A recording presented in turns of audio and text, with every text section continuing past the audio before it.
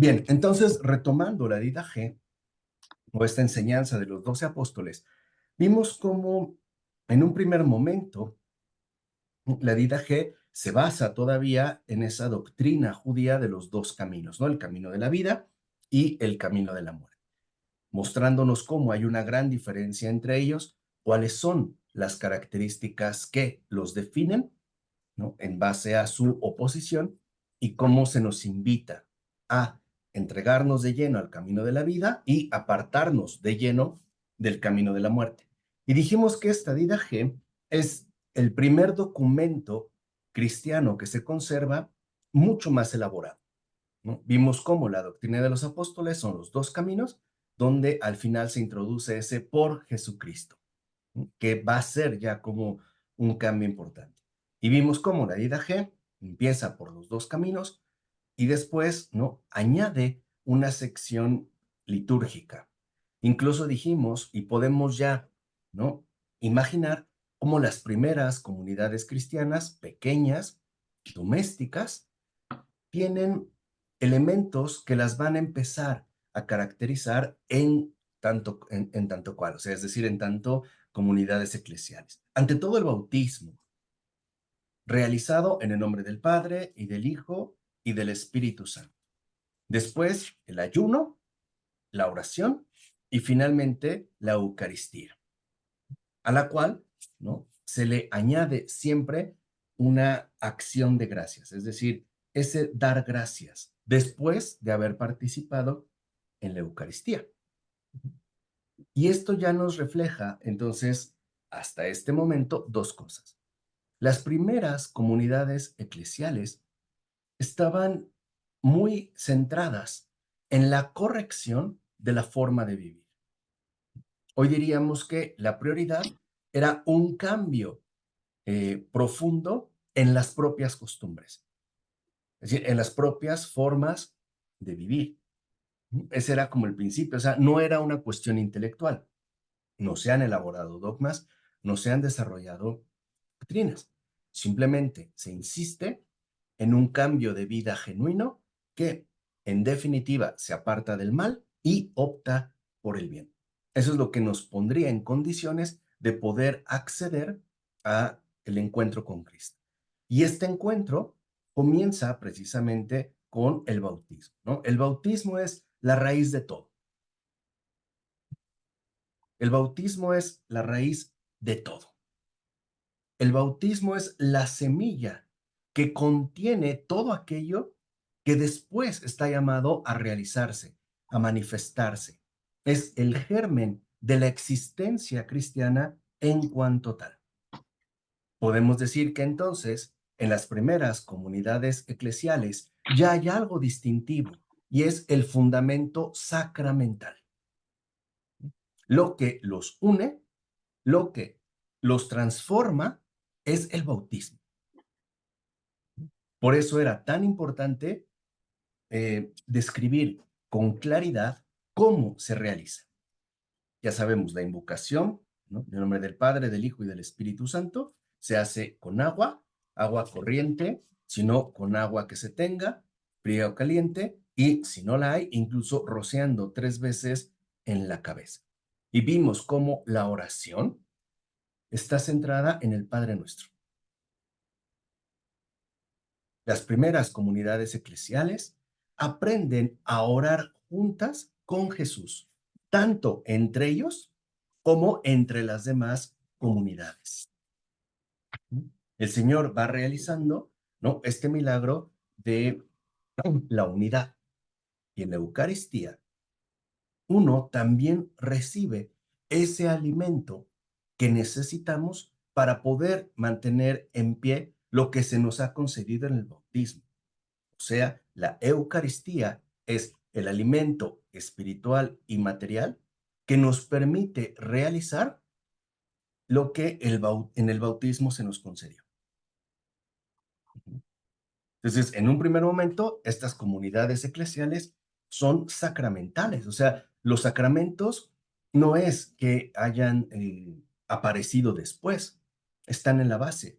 Y esto termina también con otro acto de cercanía y de comunidad. El dar gracias de manera conjunta. Quiere decir entonces que también las comunidades eclesiales primarias se basan mucho en un gesto constante de gratitud.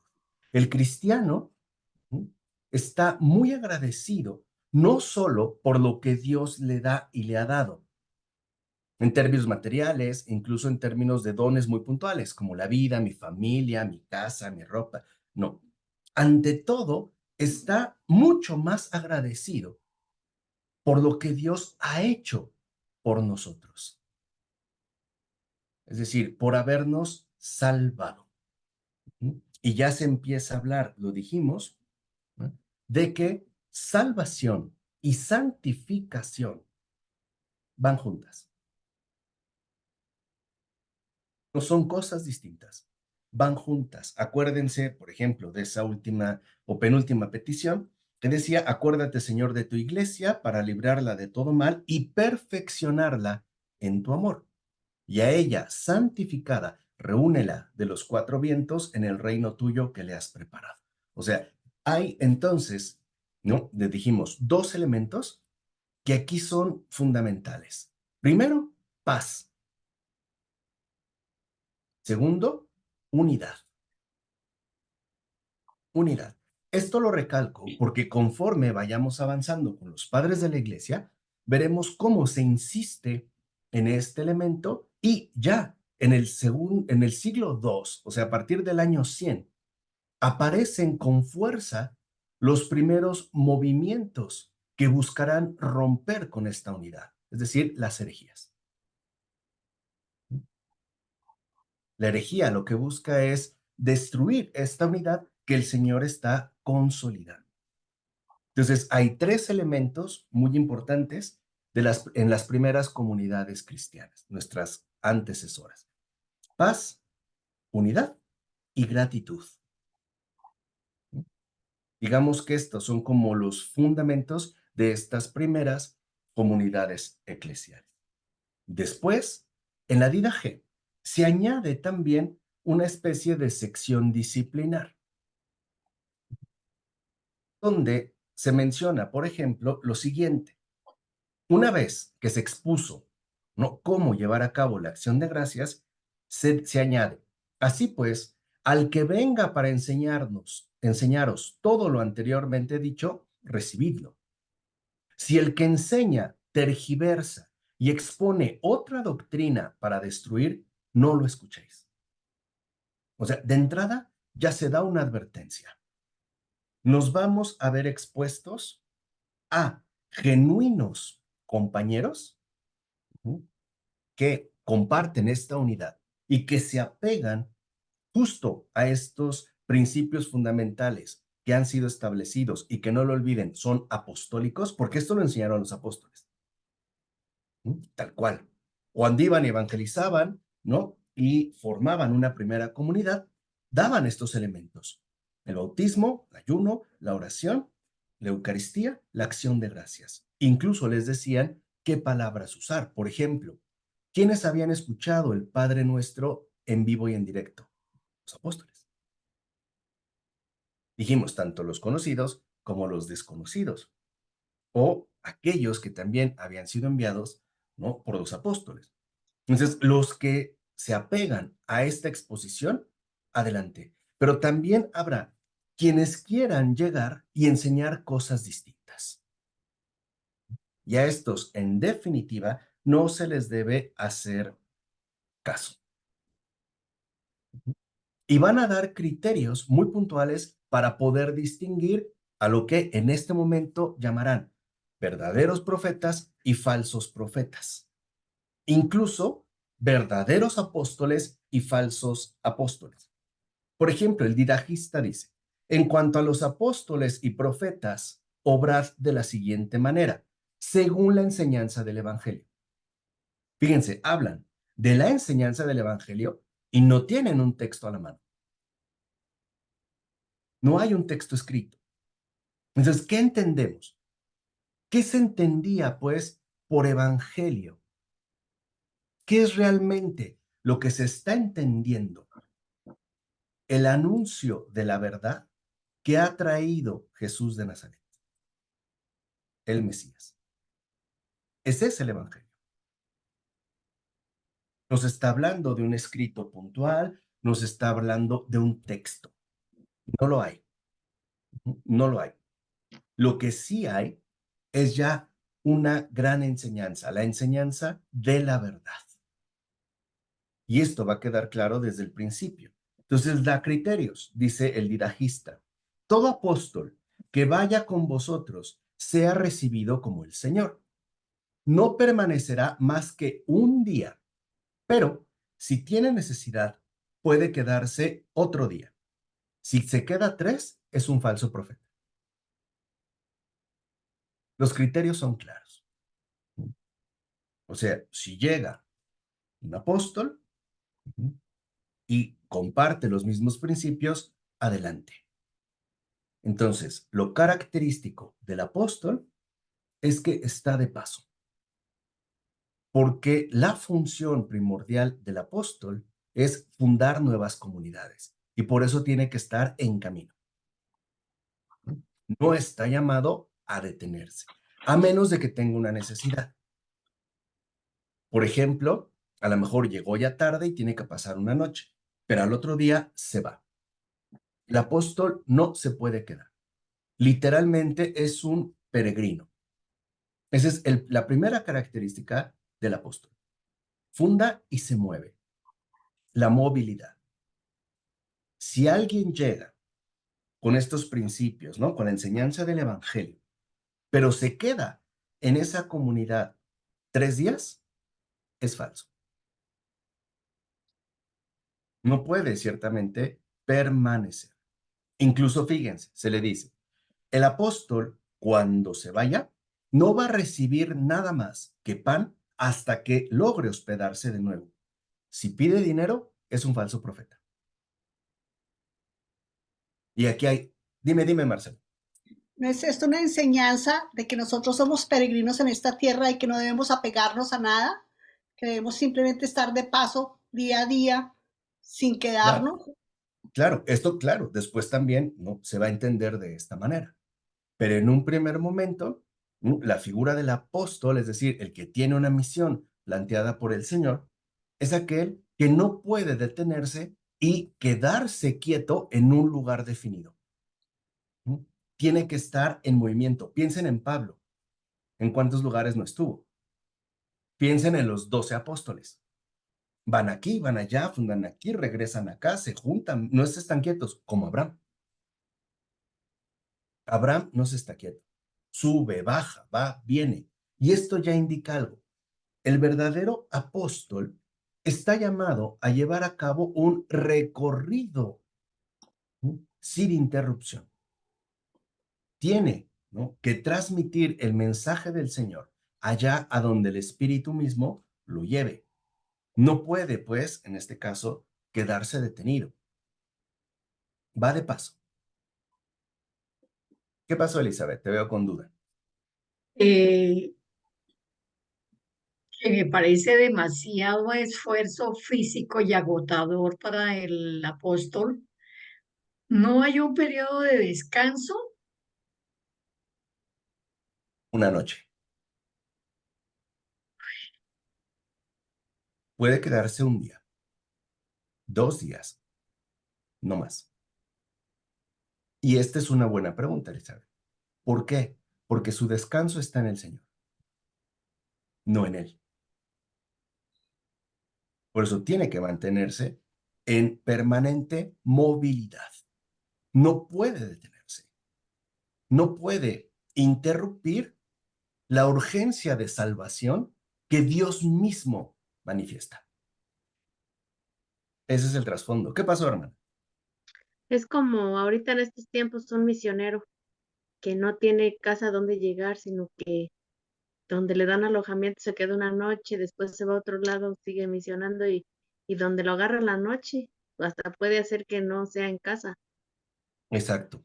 Ese es el apóstol, tiene la función de propagar la salvación, ¿no? De manera constante y permanente. Es decir, Dios, no, no interrumpe su obra salvadora y el apóstol tiene que estar en esa misma dinámica. Literalmente va de paso. Ahora, cuando se retira, podemos entender que le preguntan, ¿a dónde te diriges ahora? No, voy a tal lado. Ok, se le da el pan suficiente hasta que llegue a esa nueva locación.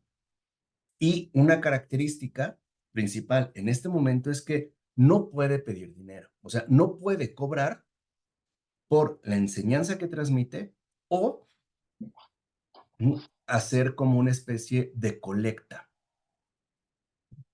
Su vida está consagrada al Señor.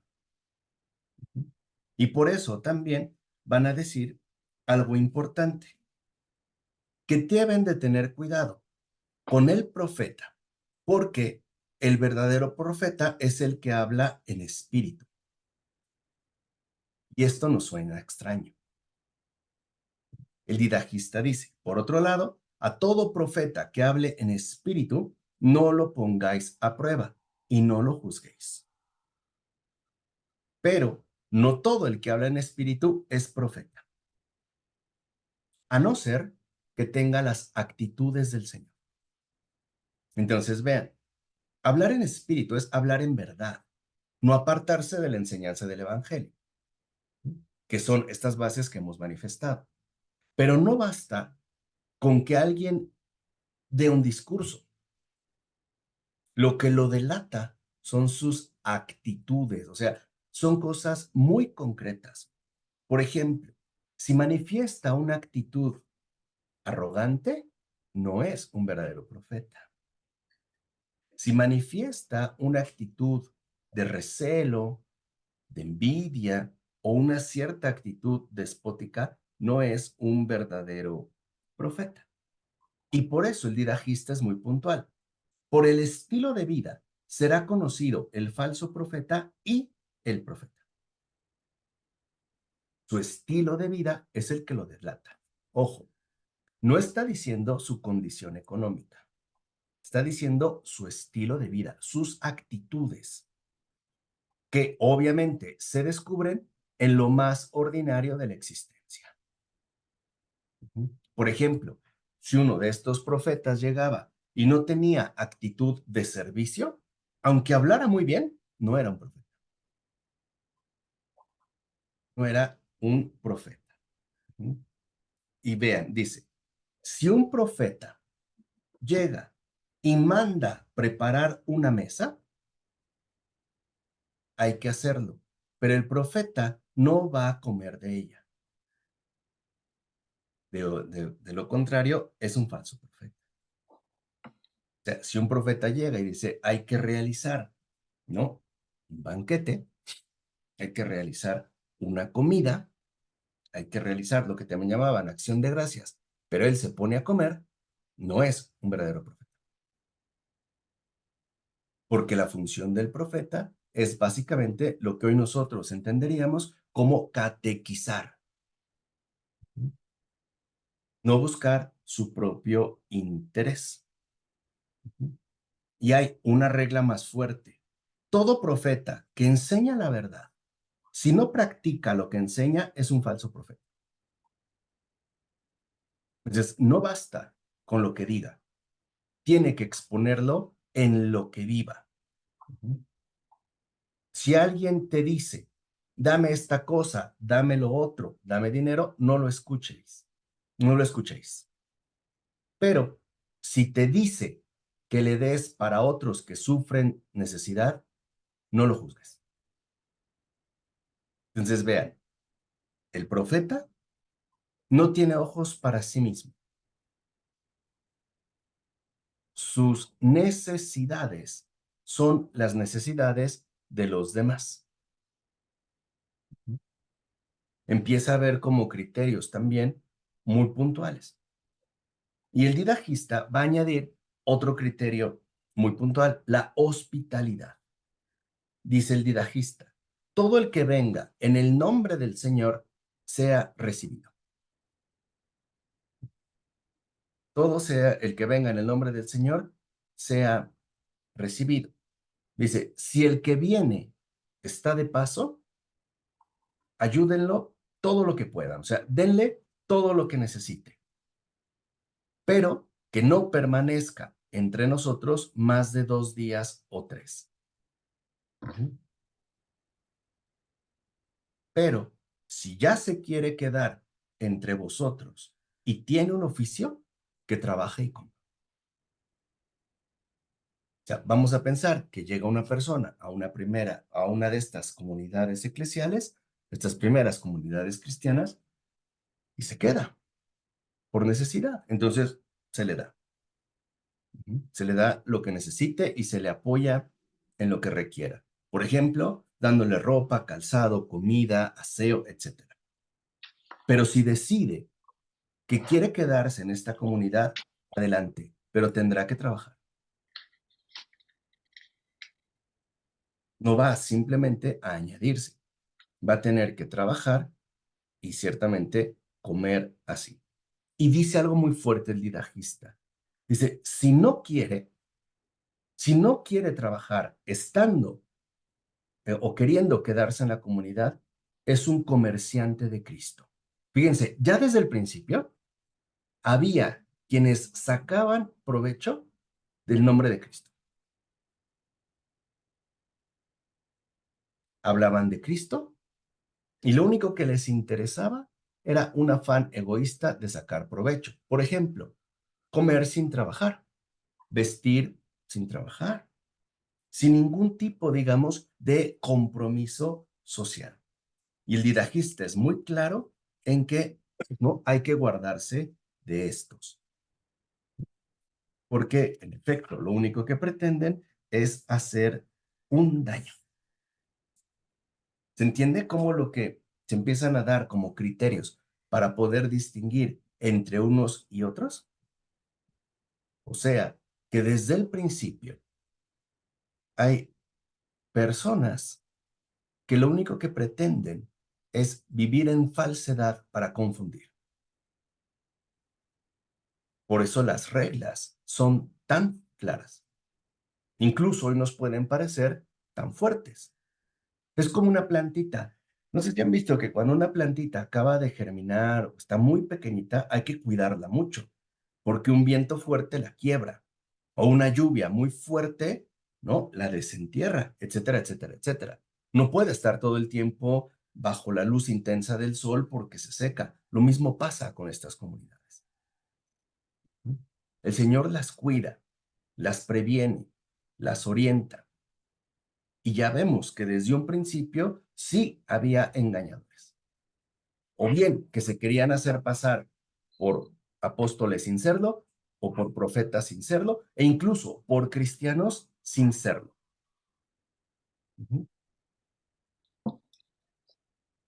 Y los criterios para verlo eran al menos los que se mencionan aquí. ¿Qué pasó, Elizabeth? Profesor, pregunto, ¿necesariamente los apóstoles y los profetas para, para dar semejante esfuerzo físico tendrían que ser muy jóvenes? Porque un apóstol o un profeta ya mayor de pronto podría enfermarse, de pronto sentir cansancio físico, entonces tendrían que ser muy jóvenes. No, no necesariamente. Tendrían que ser muy jóvenes si los recorridos que iban a hacer eran amplios, pero podían ser ancianos si sus recorridos no eran tan largos, pero seguían siendo igualmente frecuentes. Eso sí, ahorita vamos a ver cómo hay otra función que no implica este traslado. Hoy, para que se den una idea, aunque no está... A ver, ¿qué pasó, Paula?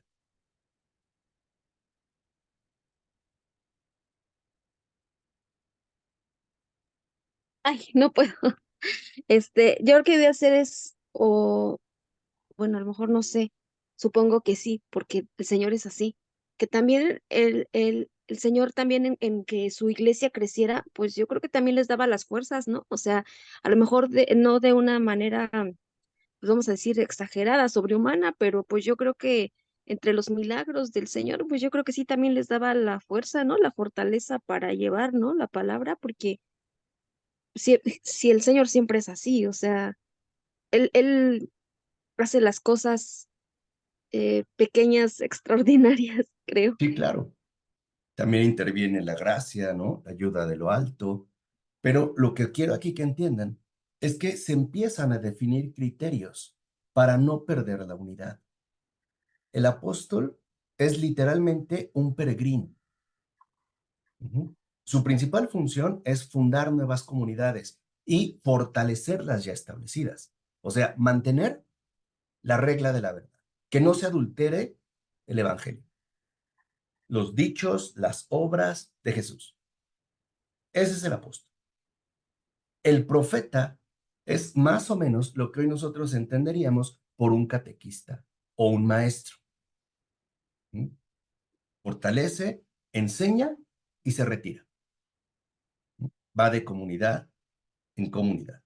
Quiere decir que entonces el apóstol va adelante y funda, el profeta llega y fortalece con enseñanza. ¿Y cómo se descubre al falso profeta del verdadero? De acuerdo a los criterios que hemos mencionado. Ahora, dice el lidajista, si es un profeta verdadero y quiere establecerse entre vosotros, que no trabaje. Es merecedor de su alimento. Fíjense la diferencia. Porque ya enseñar es trabajar. Ese es su trabajo. Se prepara, estudia, enseña.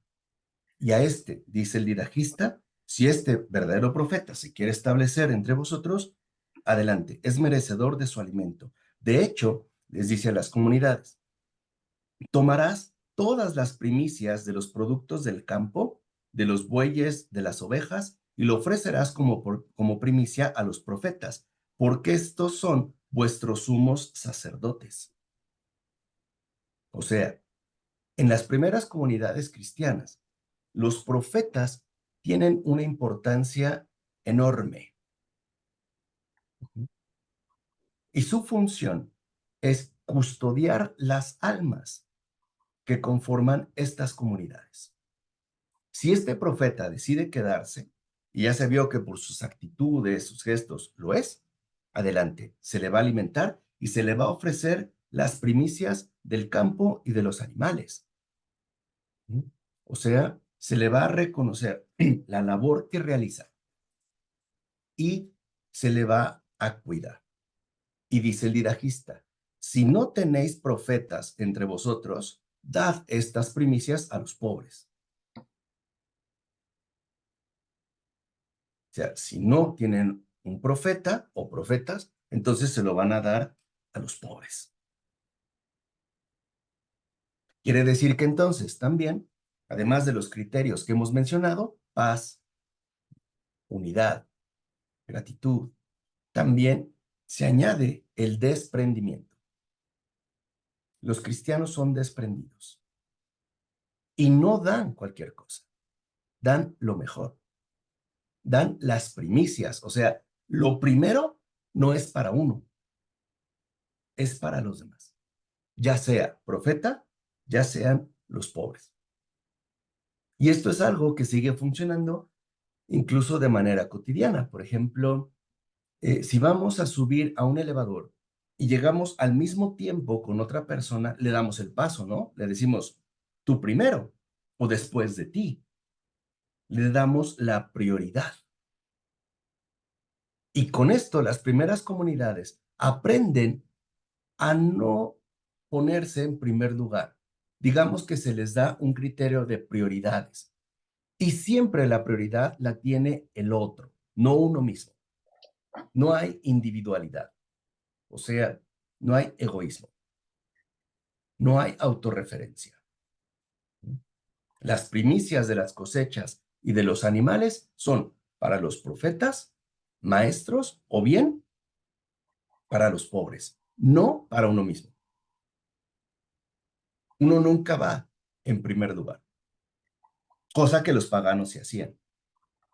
Por ejemplo, cuando se hacía un banquete pagano, ¿quiénes son los primeros que comían? Los anfitriones, los dueños. Y ya lo que quedaba, pues los demás si sobraba. Con los cristianos no. Para los cristianos primero son los demás. Y lo que queda es para nosotros. Imagínense una comunidad viviendo así,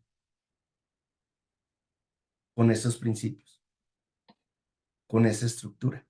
Ahora entienden por qué Lucas en los Hechos de los Apóstoles dirá que las comunidades cristianas eran muy admiradas y respetadas. No era por un comportamiento moral, por las reglas de vida que los apóstoles les habían indicado. El simple hecho de pensar primero en los demás ya era cristiano. Ese simple gesto. ¿De acuerdo? Incluso dice, si hacen pan, hagan lo mismo. O sea, para el profeta no hay profetas, para los pobres. Y a estas reglas les llaman precepto. ¿Les suena esa palabra, no? Dice el lirajista, si haces pan, toma las primicias y dalas conforme al precepto. Y lo mismo si abres una vasija de vino o una vasija de aceite. Toma las primicias y dala a los profetas. Si no tienes profetas, a los pobres. Del dinero, del vestido y de todo bien, toma las primicias según te parezca y dalas conforme al precepto. O sea, de todo, siempre lo primero es para alguien más, no para mí. Todo. Esto establece una forma de vivir completamente distinta. Ahora entendemos por qué el mundo contemporáneo es tan opuesto a la dinámica cristiana. Porque en el mundo contemporáneo, lo primero soy yo. Cuando cristianamente, hablando, lo último soy yo. Yo voy al último. Primero tú. O bien, después de ti. ¿Vale? A continuación, hace una mención de la reunión dominical. Fíjense cómo no le hablan, no le dicen misa, pero sí sabemos que llevaban a cabo una reunión dominical. ¿Cómo le decían? El domingo del Señor o el día del Señor. Dice el lirajista, en cuanto al domingo del Señor, una vez reunidos, partid el pan y dad gracias, después de haber confesado vuestros pecados, para que vuestro sacrificio sea puro. O sea, lo que hace puro el sacrificio en este momento es la sinceridad y el arrepentimiento. Primero se confiesan públicamente los pecados, después se parte el pan y se hace la acción de gracias. Ahora, ¿quién parte el pan? Hoy nosotros diríamos, ¿quién celebra la Eucaristía? El obispo.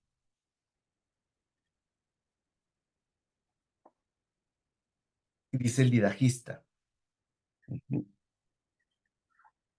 es importante que en el domingo del Señor haya obispos y haya diáconos, porque son necesarios para el culto dominical. O sea, desde el principio algo queda claro. Lo que hoy nosotros llamaríamos la consagración del pan y del vino no la hace cualquiera, solo el obispo. Y el diácono es el que ayuda al obispo en el culto dominical. Es su ayudante. Y dice, así pues, elegíos obispos y diáconos dignos del Señor. ¿Quién escogía a los obispos? La propia comunidad. Si no tenían uno que hubiera sido asignado, la propia comunidad escoge al obispo y escoge al diácono. Estos dos deben ser dignos del Señor, hombres mansos, desinteresados, veraces y probados. Pues ellos también desempeñan el ministerio de los profetas y de los doctores, es decir, de los maestros. Y dice algo importantísimo el didajista, que va a ser como una regla de oro durante mucho tiempo. Dice de los obispos: no los despreciéis, pues ellos ocupan entre vosotros un puesto de honor. Porque el obispo es ciertamente, digamos que, la cabeza de esa comunidad. Y una de las cosas que más se van a cuidar es la relación cordial entre el obispo y la propia comunidad. No lo despreciéis, porque él tiene un puesto de honor. Y también habla el didajista de la corrección fraterna. Dice: corregíos mutuamente, pero no con ira, sino con paz. O sea, corregirse mutuamente no es reclamarse, no es enojarse, no es pelearse, no es gritarse, es reconciliarse. En pocas palabras, si yo quiero corregir algo de ti, por ejemplo, si Marisol quiere corregir algo de Omar, o Omar quiere corregir algo de Marisol, o la hermana Rocío quiere corregir algo de la superiora quiere corregir algo de una hermana, o Edgardo de sus hijos, o Elizabeth de su vecino, de un familiar, etcétera, no lo hago, ¿no? La corrección fraterna no es reclamar, lo hago porque lo que quiero es que haya reconciliación. Entonces, la motivación fundamental de cristiano no es la discordia, es la concordia. Si tú vas a señalar un defecto en alguien más, es porque lo quieres arreglar, no solo porque lo quieres reclamar. Una cosa es reclamar y otra cosa es arreglar. Eso en el trato diario de la comunidad. Entonces, una de las cosas que debe de imperar en los cristianos es el espíritu de reconciliación, no de rivalidad. No se trata de pelear por pelear. Si yo quiero que se corrija algo en ti, es porque busco que estemos mejor. No porque busco señalar cosas que no me gustan para levantar un reclamo. ¿Se entiende? Y añade el didajista: a todo el que peque contra otro, fíjense, a todo el que peque contra otro, nadie le hable, ni sea escuchado por vosotros hasta que se arrepienta. O sea, la ofensa al prójimo es muy seria. Si en estas comunidades alguien ofendía, alguien agredía, alguien pecaba contra otro, vamos a pensar que de repente a mí se me hizo fácil robarle algo a Edgardo. Pequé contra Edgardo. Bueno, toda la comunidad me deja de hablar. Si yo quiero hablar aparte con Marcela, le digo: oye, Marcela, Marcela no me hace caso. Hasta que verdaderamente se vea, ¿no?, mi arrepentimiento. Tiene que darse una muestra sincera, pues, de mi propia enmienda. E insiste también el didajista en lo siguiente: vigilad por vuestra vida, que vuestras lámparas no se apaguen y vuestras cinturas no dejen de estar ceñidas.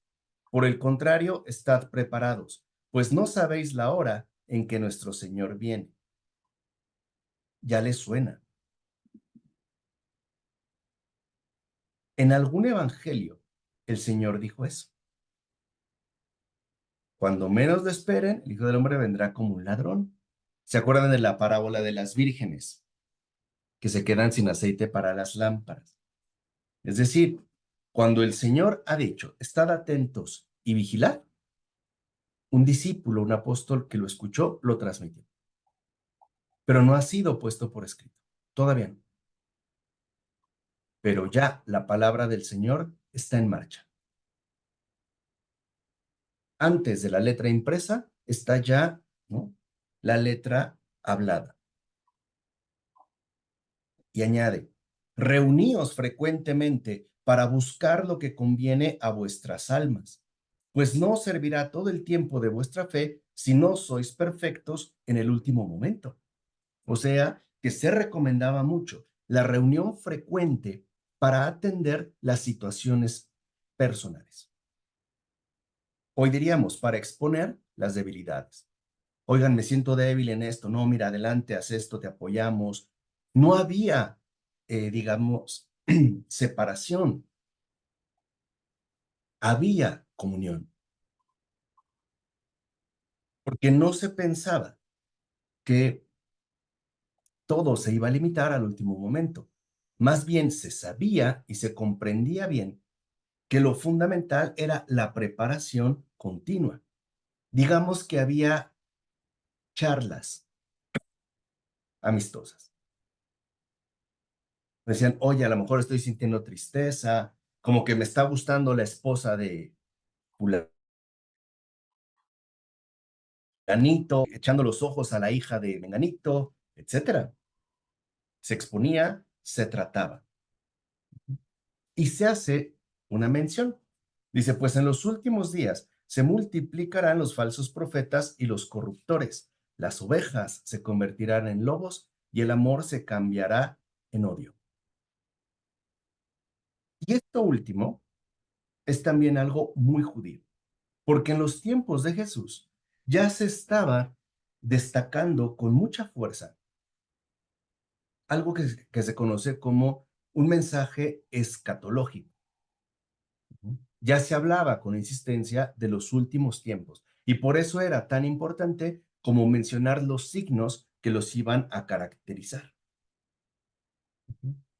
Había una misión apocalíptica y dice, añade el didajista, pues al crecer la maldad, se odiarán unos a otros, se perseguirán, se traicionarán y entonces aparecerá el seductor del mundo como hijo de Dios, hará prodigios y prodigios espantosos.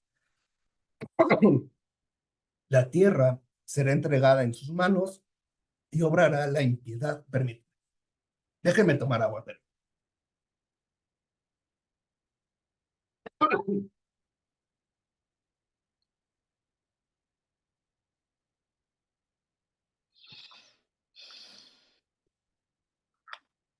Listo. En esta visión, pues, dice el didajista, se traicionarán y entonces aparecerá el seductor del mundo como hijo de Dios, hará signos y prodigios espantosos, la tierra será entregada en sus manos y obrará la impiedad que jamás existió desde el inicio del tiempo. ¿Por qué es importante que esto se mencione? No solo como una especie de fantasía del final de los tiempos, sino para establecer un adecuado contraste. Si en los últimos tiempos es la maldad y unos se odiarán a otros, los cristianos se distinguirán por no hacerlo. ¿Se entiende? ¿Se entiende por qué esta insistencia en la corrección fraterna? Si en los últimos tiempos lo que impera es el odio, el cristiano será testigo del amor. Si en el mundo, en los últimos tiempos, lo que impera es la discordia, el cristiano será testigo de la concordia. Si en los últimos tiempos lo que destaca es la guerra, el cristiano será testigo de la paz. Si en los últimos tiempos lo que se propaga es la mentira, el cristiano proclamará la verdad. ¿Ahora se entiende? Y dice el didajista, que también es algo muy judío. Y entonces aparecerán los signos de la verdad. En primer lugar, el signo de la extensión del cielo,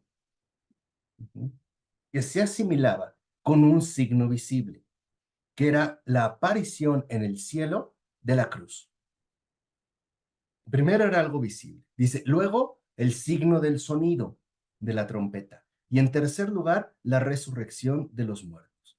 Entonces el mundo verá venir al Señor sobre las nubes del cielo.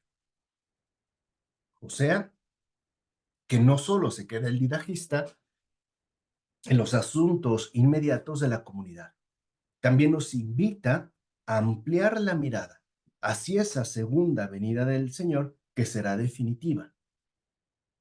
No importa si es pronto o tarda más. Lo que importa es que ante los signos de los últimos tiempos, el odio, la rivalidad, la guerra, la falsedad, la traición, la seducción, lo que importa es que las comunidades del Señor no se vuelvan iguales, que en esas comunidades no impere absolutamente nada de lo que corresponde a los últimos tiempos. ¿De acuerdo? Y ahí termina la Dida G. Esta es la Dida G. Yo les pregunto, ¿qué les parece?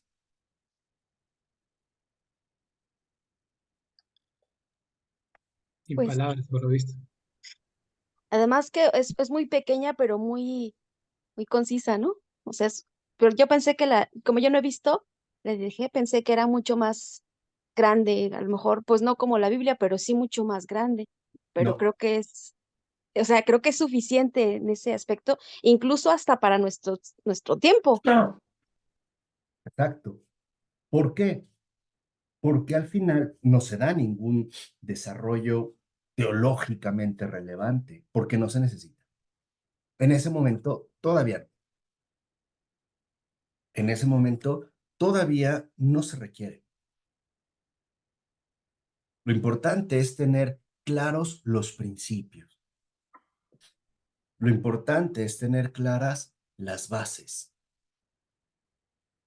Y las bases fundamentales es que las comunidades cristianas son comunidades sacramentales. Tienen bautismo, tienen confesión, tienen Eucaristía. Ese es su sustento. Tienen un obispo que ocupa, ¿no?, el puesto de honor. Tienen diácono, tienen apóstoles, tienen maestros, o lo que aquí también se conoce como verdaderos profetas. Y sobre todo tienen un encargo: dar testimonio de Cristo en este mundo, por medio de su forma de vivir, de su forma de pensar, de su forma de sentir. Esta es la base. ¿Qué pasó, Paola? Profe, perdón que lo interrumpa. No, Este, adelante. es que no le voy a hacer una pregunta. Ah, Este, es algo que más bien, bueno, o sea, digo, ya sé, el Señor es importante y pues qué bueno que hemos visto la clase pues casi completa, pero usted también es importante para nosotros porque el Señor nos ha regalado su presencia, su amistad, pues todo lo que usted ha hecho con nosotros y por nosotros. Entonces, pues el grupo le tiene un pequeño regalito pequeño por su cumpleaños, que ya sabemos que es el lunes, pero quisimos entregárselo el día de hoy. Entonces, ya está ahí en su casita, nada más estamos esperando que la personita que está ahí en su casa se lo pueda entregar, mientras que nosotros pues lo felicitamos y le cantamos las mañanitas. ay, pues muchísimas gracias, qué gran sorpresa. Entonces, si usted se quiere asomar, porque ya le dijimos a la personita que está ahí en su casa, pero todavía no la ha llevado, entonces, si usted quiere A asomarse ver, mientras déjame asomarme. esperamos, sí, hay que cantarle las mañanitas, todos, ¿eh? Porque yo no voy a cantar sola. Ah, mira, ya llegó un pastel. Sí, es con mucho cariño para usted, profesor. Ay, Muchas felicidades. muchísimas gracias, ¿eh? Bien, así es que estas son las mañanitas que cantaba el rey David. Hoy por ser día de tu santo, te las cantamos aquí. Despierta, Despierta, mi bien, despierta, despierta. mira Mira que ya que ya amaneció. amaneció. Ya lo Ah, la Está duro, Mar. luna Allá se ocultó. Ay, muchas gracias, de verdad se los Felicidades, agradezco profesor, mucho. que la pase muy bonito y pues les digo, es con mucho cariño de todo el grupo para usted. Ay, muchísimas gracias. Aparte huele delicioso, ¿eh? Desde aquí se los comparte, de verdad que se los agradezco. Sí, Ha sido esperemos una que sorpresa le guste. increíble, Ay, muy bonita. De verdad, muchas Es gracias un a todos. pastel internacional, ¿eh? Es lo que estoy viendo, es un pastel internacional, llevado y traído desde los últimos confines del mundo. así es.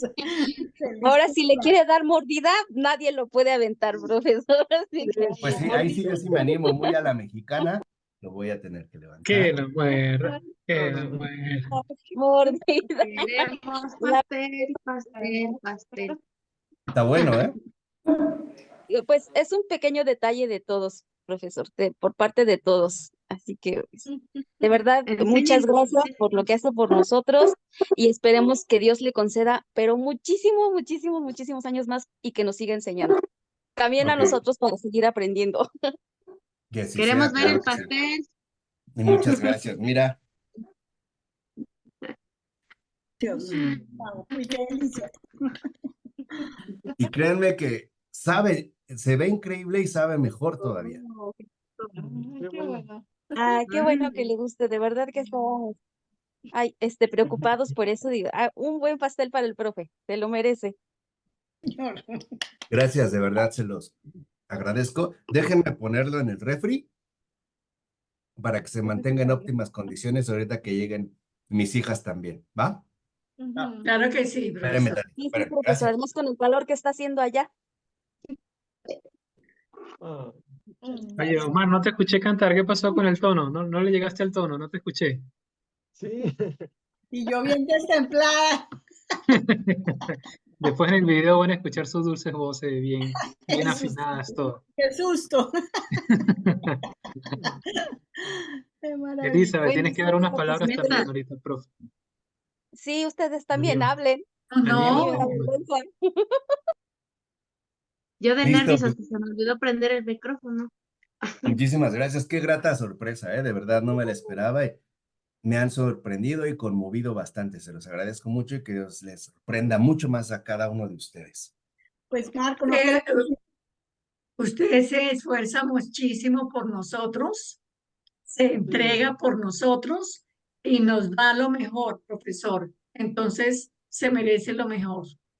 Es Muchas, solo, muchas gracias. es solo agradecimiento porque nos has formado y nos has iluminado el camino en todos estos años. Y eso no tenemos cómo agradecértelo, ni cómo expresarte el cariño que sentimos por toda tu entrega hacia nosotros. Entonces, gracias, Sí. Marco. No, gracias de verdad a todos ustedes. Bueno, hago lo mejor que puedo. No sé qué es, yo sé más bien que no es lo que ustedes merecen, pero es lo mejor que puedo dar. Eso sí lo tengo claro. Porque ustedes merecerían más y mejor todavía. Pero es bueno, lo que tengo lo doy todo por ustedes y les agradezco mucho este acompañamiento. Entonces, a ver, retomando un poquitito, ¿les parece bien? ¿Qué otra cosa podrían decir en torno a la didaje? Por eso estoy muy contento, ¿eh? Gracias. Sigo emocionado. Y nosotros también. Hemos disfrutado mucho coordinando todo y todo el mundo aportando y todo el mundo realmente entusiasmado de que todo salga bien. Y Entonces, aparte gracias. internacional, ¿eh? Que es la coordinación más difícil, ¿no? No, no, lo hicieron divinamente, Marco, divinamente. Y Fue todo salió es un perfecto. grupo. De verdad, se los agradezco mucho, mucho. Entonces, a ver, ¿qué me pueden decir más de la didaje? ¿Qué les parece? Eh, creo que esos principios y esas bases de la DIDAG los necesitamos urgentemente. ¿En qué momento, profesor, se empezó a perder esa esencia de la DIDAG? Porque hoy no existe nada de eso. Hoy la sociedad es completamente diferente. Hoy no hay valores, hoy no hay principios. Y el que los tenga, pues es como motivo de un personaje raro. Sí, claro.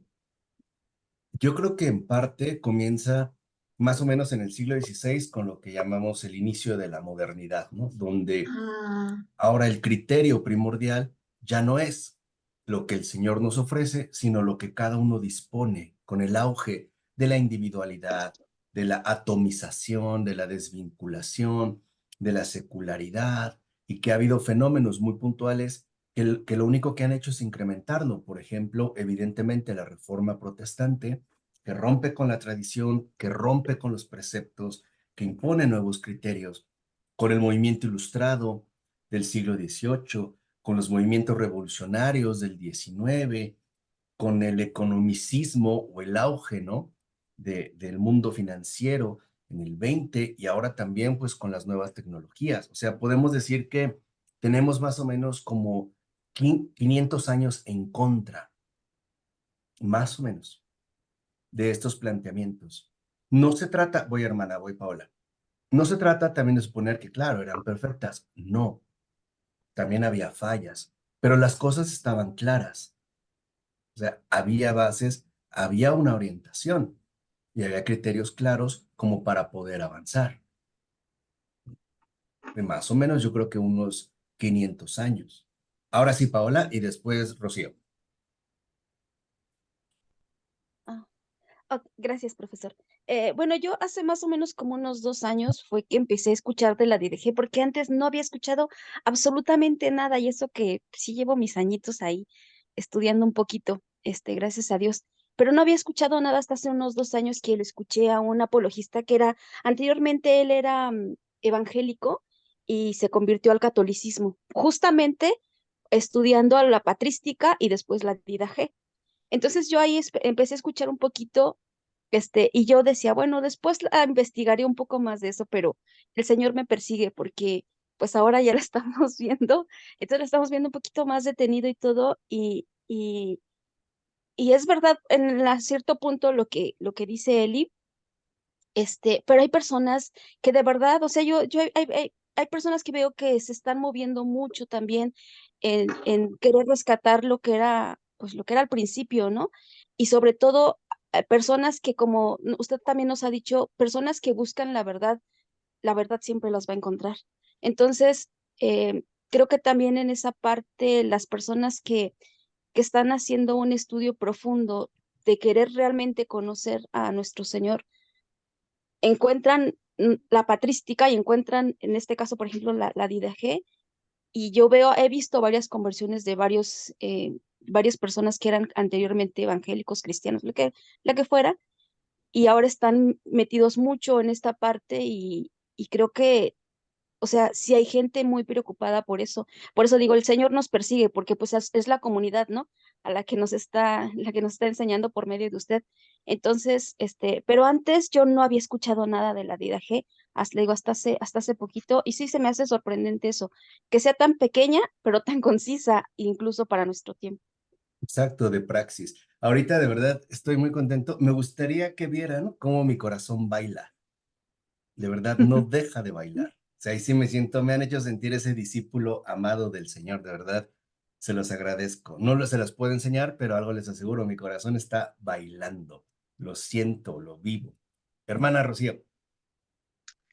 Pues a mí me llegó mucho este tema porque yo que nosotros los religiosos somos los primeros que deberíamos de dar ese testimonio, porque son contaditos los sacerdotes que yo conozco que a veces una persona se acerca a ellos, que bendigan este carro, que bendigan mi casa, y pocos son los que yo he visto que no aceptan un pago. Y eso para la gente dice mucho, porque pues hay veces que ellos no tienen dinero para estar pagando para todo, y se supone que, como dices tú, debería ser gratis sin cobrar, porque un sacramento no se debería de cobrar. En cambio, por eso hay muchos que no han hecho la comunión, que no se han confirmado, aparte de que no ha habido quien les enseñe, no ha habido un verdadero apóstol, como tú nos estabas diciendo, pero también es porque luego a veces son muchos los gastos, que buscar el padrino, que la comida y que pagar sobre todo la misa, que están muy caras, y yo en eso nunca he estado de acuerdo. Y yo digo, deberían de decir, por ejemplo, si aquella persona no tiene para pagar, decirle el sacerdote, no te preocupes, lo que tú puedas, esto no se cobra, como nos decías aquí, ¿no? Y yo, en eso fue lo que a mí me llamó la atención, porque dije, no, estamos muy lejos todavía de ser un verdadero apóstol, un verdadero seguidor de Cristo, porque pues Cristo, ahí Exacto. está el ejemplo, ¿no? Él gratuitamente todo lo hacía, y si no lo tenía, se los daba. Si no tenían que comer, les daba de comer. Si no tenían la salud, les daba la salud.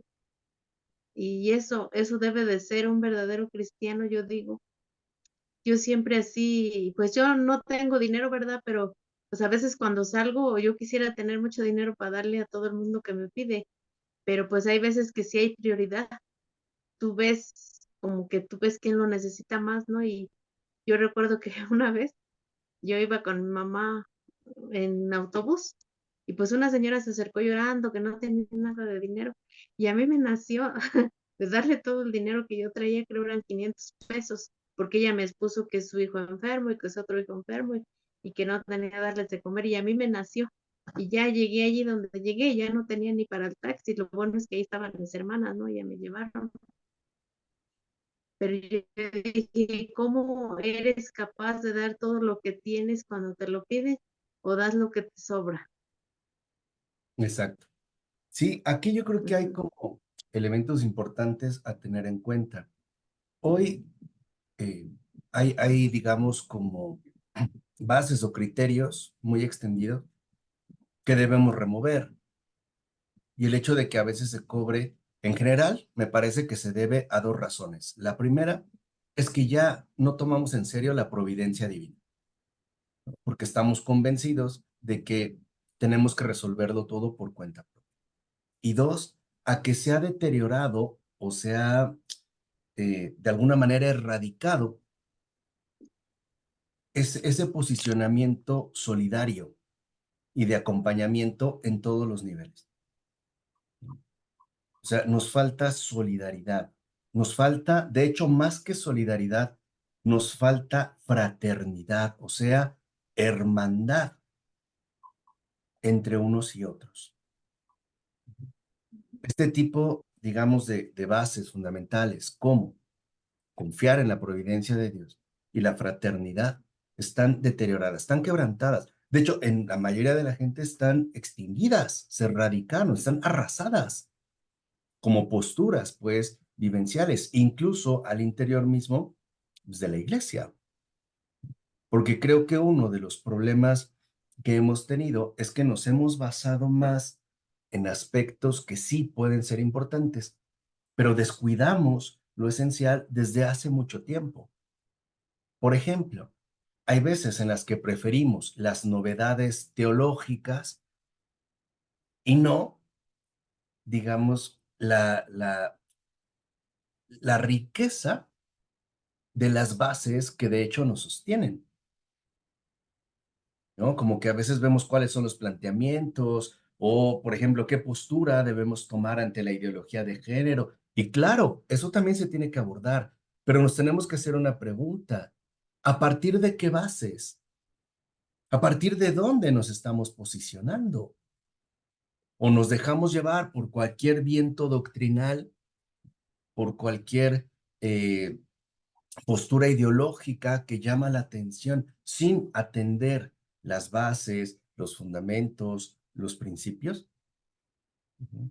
Y eso es también algo que tenemos que hacer, lo dijimos, ¿no? En este caso, de voz y palabra, esa misión compartida que tengo con mi compañero de misión, Edgardo, por eso es importante volver de nuevo al esencial. Y lo tenemos, por ejemplo, en este caso, en estos documentos, tanto la doctrina de los apóstoles como la Didache, o enseñanza de los dos apóstoles. Y hay un tercer documento, antes de entrar, ahora sí, con los padres de la iglesia de nombre y apellido. Ahorita yo nada más les voy a dar la introducción para que podamos entrar al texto el siguiente viernes, si les parece bien. ¿Están de acuerdo? Para aprovechar un poquito. Perdón que los explote y les robe más tiempo, pero este es digamos que es ya un momento más intensivo, ya no Sí, tan limitado. ¿Qué pasó, Marcela? Me parece también que hoy por hoy la, La ruptura de nuestras comunidades y las divisiones de nuestras comunidades no contribuyen a la fortaleza de nuestros sacerdotes y ellos se ven abdicados a negociar porque esa comunidad no los está sosteniendo. Entonces uno no los puede culpar totalmente. Sí, sí, es falta de muchas cosas, pero también nosotros tenemos que tomar responsabilidad por esa quebrantadura de nuestros sacerdotes, como se han vuelto clericales, se ha vuelto más una profesión que una vocación. Exacto, Pero funcionarios, ¿no? nosotros somos culpables de eso porque no les hemos dado el apoyo y el soporte que ellos realmente necesitan. Exactamente. Es lo que les digo, es como esta falta de solidaridad, ¿no? O sea, de fraternidad más bien, y de entender cuál es el papel, pues, que a cada uno de nosotros nos corresponde, o cuál es el papel al que el Señor nos ha enviado, ¿no? Y el Señor espera una colaboración mutua, o sea, todo dado dentro de un espíritu de comodidad, perdón, de comunidad, ¿no? Un espíritu de acercamiento. Y eso es también justamente lo que se ha deteriorado ya desde hace mucho tiempo, o lo que decía, por ejemplo, el lidajista, ¿no? Al obispo tiene un puesto de honor y las relaciones con él tienen que ser muy claras y tienen que ser muy sólidas. Hoy muchos de nosotros ni siquiera conocemos al obispo o no sabemos de quién se trata. O peor aún, el obispo primero, que es el papa, ni siquiera lo respetamos, ni siquiera lo tomamos en serio, no lo escuchamos, lo ignoramos, incluso, y hay que reconocerlo, lo atacamos, ¿no? Por eso vamos a ver por qué era tan importante este énfasis en estos criterios. Bueno, entonces, el tercer documento, el tercer y último documento, porque hay otros dos, el pastor de Hermas, el autor, pero es como más visionario, y una carta a Diogneto, que también va por otra línea. Pero el tercer, el tercer documento, que sí es importante, es la que se conoce como la epístola del pseudo Bernabé. Epístola sabemos que es carta, ¿no? Significa carta. Una epístola es una carta. La carta de Bernabé, así se conoce. El manuscrito que se tiene se conoce como la carta o epístola de Bernabé. Pero hay algo que debemos tomar en cuenta. No se trata propiamente de una carta, ni tampoco se trata de Bernabé.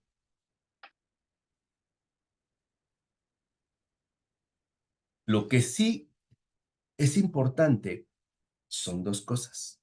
Primero, tiene aquí sí ya más desarrollos teológicos que la Didache. Eso sí. Y dos, en esta epístola de Bernabé ya se encuentra una postura radical, ¿no?, de confrontación con el judaísmo. O sea, ya en esta epístola de Bernabé ya se busca tomar distancia clara e incluso, vamos a decirlo así, tajante del judaísmo. Ya va a haber, digamos, incluso una crítica, así como en la doctrina de los 12 apóstoles, de los apóstoles, que es el primer documento que comentamos. Hay un apego total, ¿no?, al judaísmo, y solo al final se incluye este añadido que lo cambia todo por Jesucristo nuestro Señor. En la epístola de Bernabé ya no hay nada de eso. Al contrario, va a haber un posicionamiento frente al judaísmo. Y se le conoce como la epístola de Bernabé porque durante mucho tiempo se consideró que había sido escrita por el compañero y también apóstol de Pablo de nombre Bernabé, que es mencionado en los Hechos de los Apóstoles.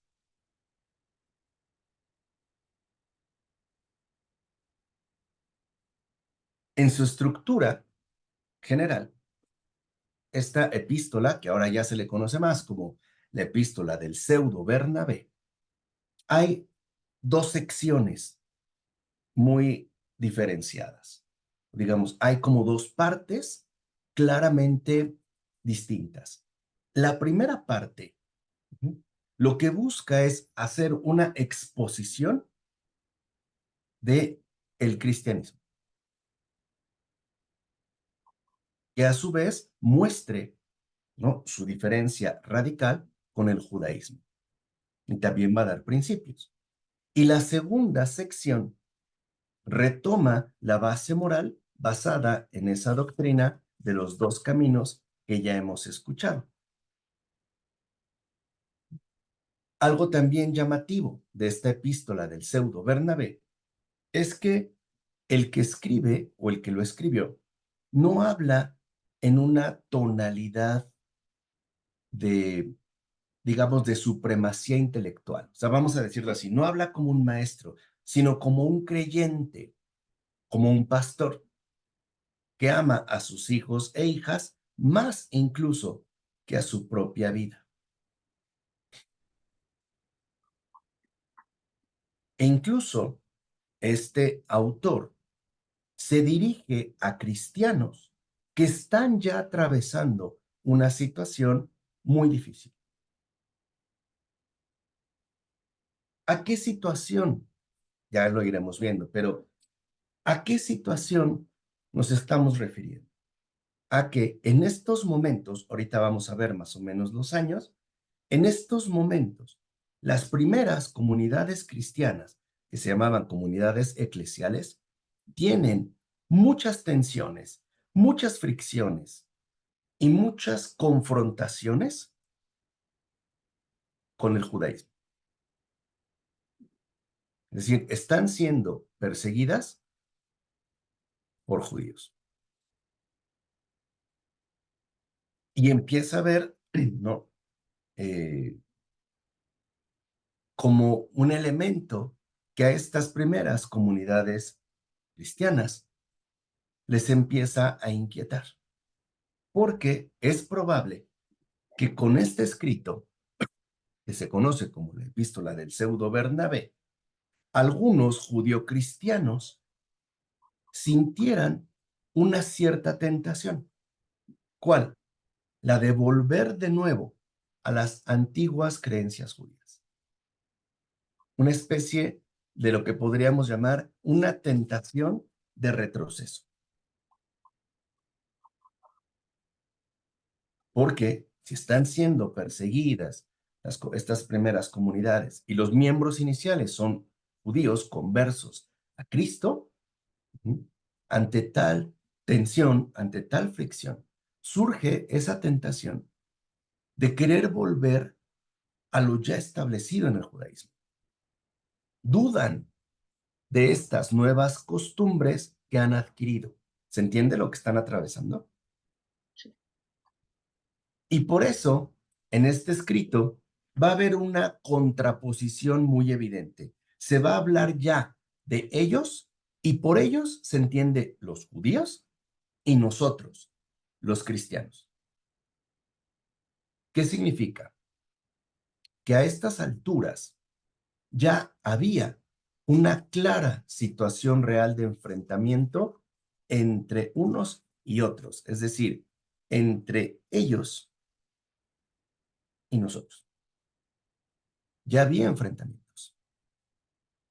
Y esto obligaba a tomar una postura más definida. Aunque quizá esta definición estuviera un tanto sobrecargada de radicalidad. Y hay unos detalles que nos permiten más o menos situar este escrito entre los años 70 y 135 después de Cristo. Ya avanzamos. ¿Se acuerdan que dijimos que la doctrina de los apóstoles podía ser entre el año 30 y el 50? ¿O el año 33 y el 50? ¿La didaje entre el 50 y el 70? Digamos que esta epístola del pseudo Bernabé, más o menos, podría datarse como mínimo el 70, porque el autor conoce ya la destrucción del templo de Jerusalén. Hace mención de esa destrucción. Y la destrucción del templo de Jerusalén por los romanos donde literalmente no dejaron piedra sobre piedra, ocurrió en el año 70.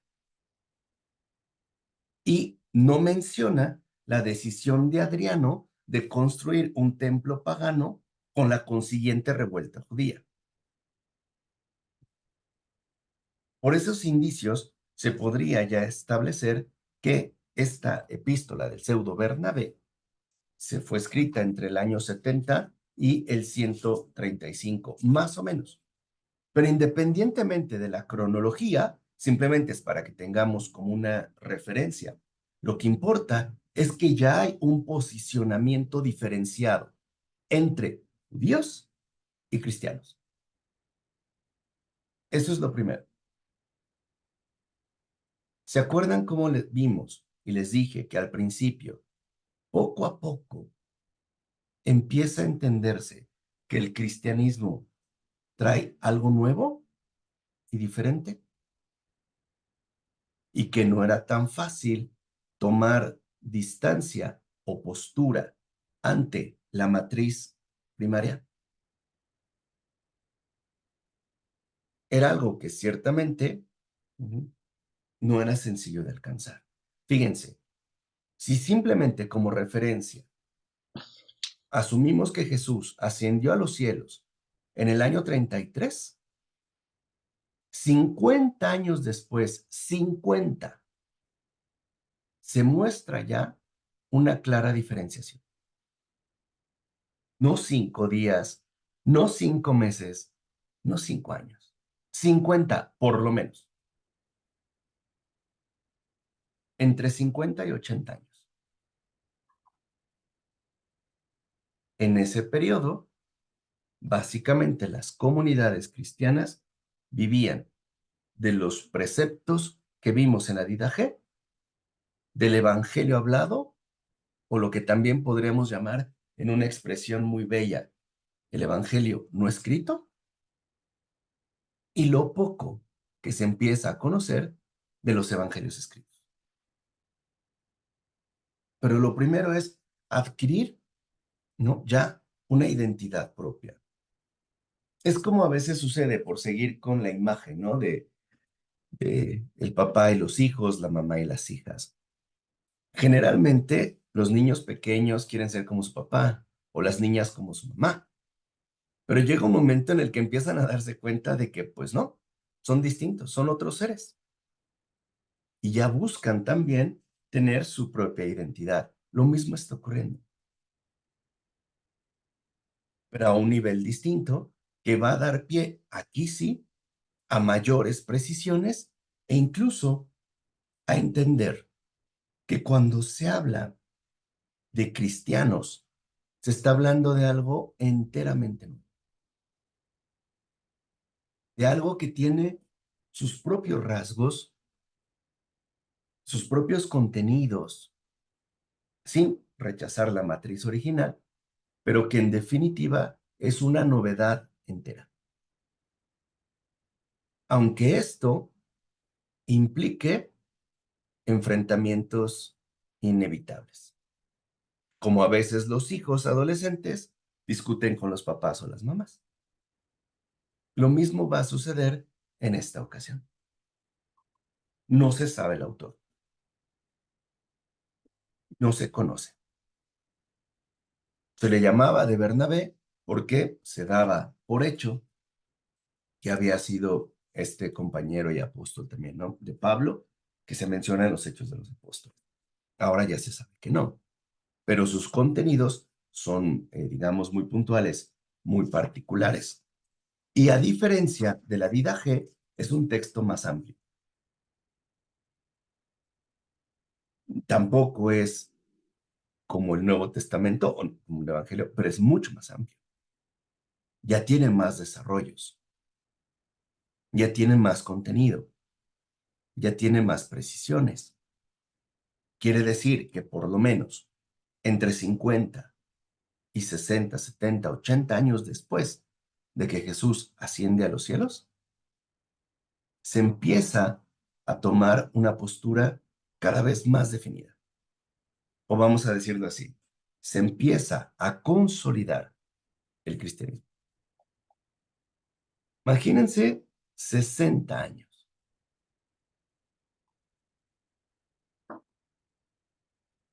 Es poco tiempo. 60 años. Una vida. Dime, Hilda.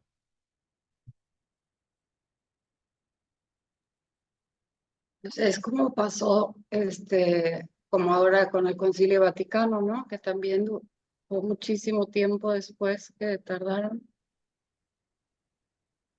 Se va asimilando. ¿Y por qué? A ver, porque ya vamos a entrar el texto en cuanto tal la siguiente semana.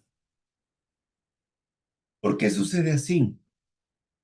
Porque lo que Dios mismo nos ofrece es de tal condición que no es fácil digerirlo ni asimilarlo. Lleva su tiempo.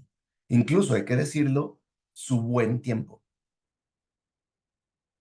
Es por eso. Entender la obra que el Señor ha realizado no va a ser sencillo. Por eso incluso veremos que será hasta el siglo segundo cuando se empiece ya a definir con claridad que Jesús es Dios. Porque te imaginas lo que es asimilar, siquiera mínimamente, que Dios mismo se hizo hombre, que este Jesús de Nazaret es Dios y aparte no es un Dios entre otros, es el único Dios vivo y verdadero, que el creador del... A ver, lo voy a poner así un poquito para ver si nos logra conmover. Que el creador del mundo haya usado pañales. Que el creador del universo haya gateado. Y peor aún, que el dador de vida y toda vida haya muerto por nosotros. Diríamos en México, es un hueso duro de roer. Uno se atraganta. Es mucho. Es muchísimo. Y eso va a requerir tiempo. Pero por lo menos fíjense qué hermosa obra empieza el Señor de salvación en este mundo. Empieza por cosas aparentemente pequeñas. Preceptos claros, indicaciones claras, pero de ahí, una vez puestas estas bases, todo lo demás emergerá y con fuerza. Y nada más acuérdense de algo que dijo el Señor. Sobre esta piedra edificaré mi iglesia. Esa es su iglesia, ¿no? Y las puertas del infierno no prevalecerán sobre ella. Qué poca cosa parecería al principio, ¿no? Qué cosa tan insignificante. Parece que no tiene relevancia, parece que no crece, parece que no avanza. Pero sobre esas bases, además anónimas, estamos todos y cada uno de nosotros. Gracias a eso, que podía parecer insignificante, pequeño, irrelevante, incluso poco preciso.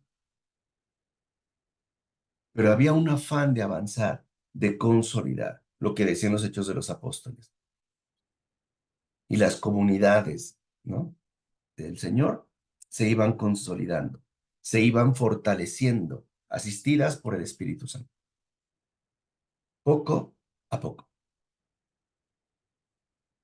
Y es esta ya la fase avanzada que veremos a continuación, porque así como hay un momento en el que los discípulos del Señor toman distancia del judaísmo, 50 años después, ahora tendrán que tomar distancia del paganismo.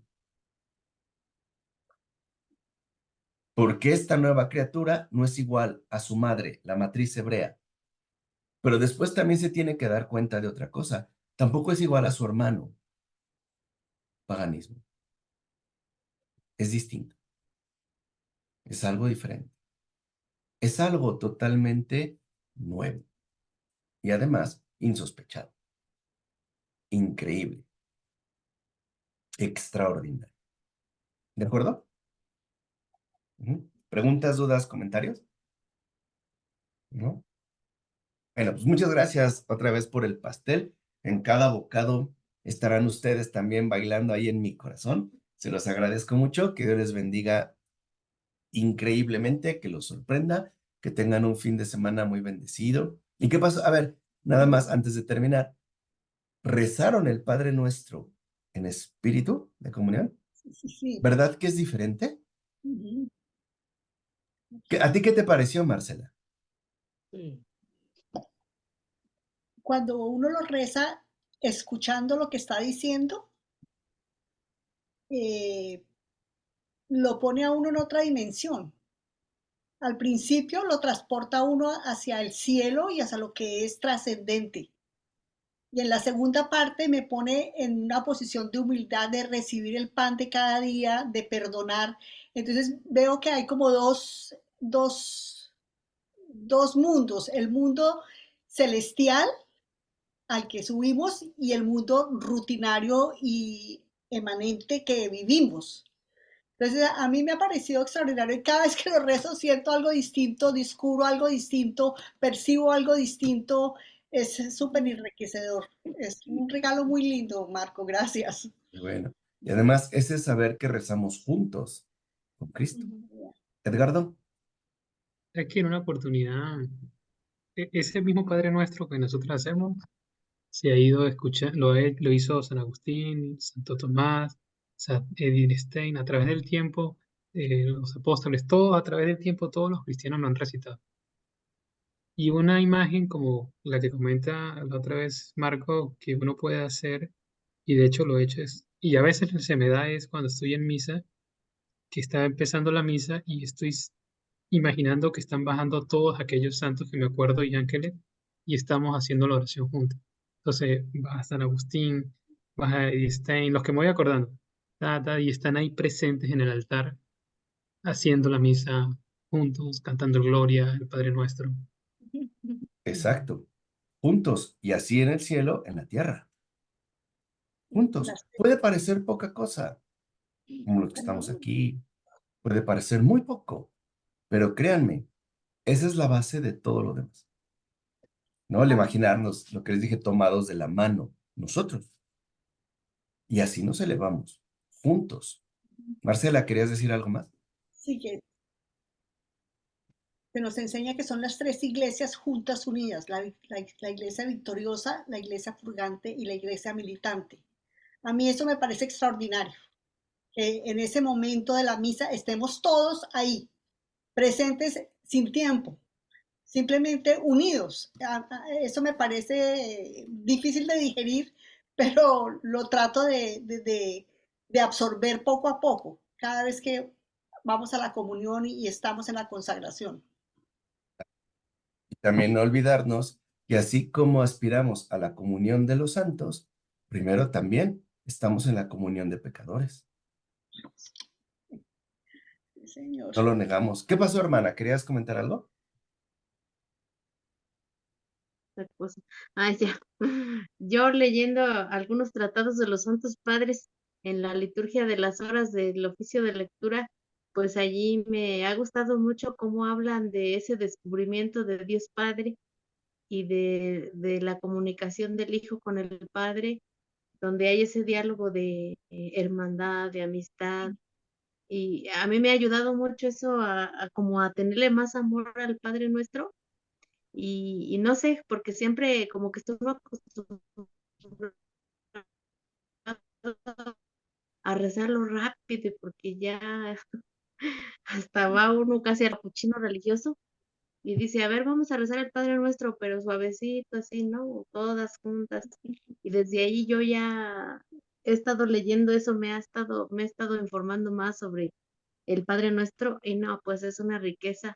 Teología de las teologías es el Padre Nuestro, porque desde allí los santos padres nos han enseñado ese gran amor entre el Padre y el Hijo y entre el Hijo al Padre.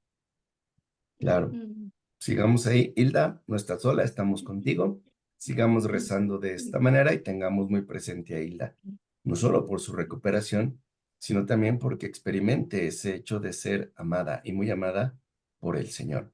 Ese amor que es más grande y más primario que el sufrimiento que es real y que es indudable. De acuerdo, pues Olivia, bienvenida, qué bueno que estés por aquí. Que pasen muy, muy buena noche, que tengan muy feliz descanso y nos vemos entonces la próxima semana. Gracias, Marco. Bueno, profesor, Muchas gracias, buena profesor. noche, que Pásenla descanse. bonito. Gracias y pues Vamos a ver. buena noche. Descansen. Bendiciones. Gracias. Gracias. Bye. Chao. Bye. Gracias.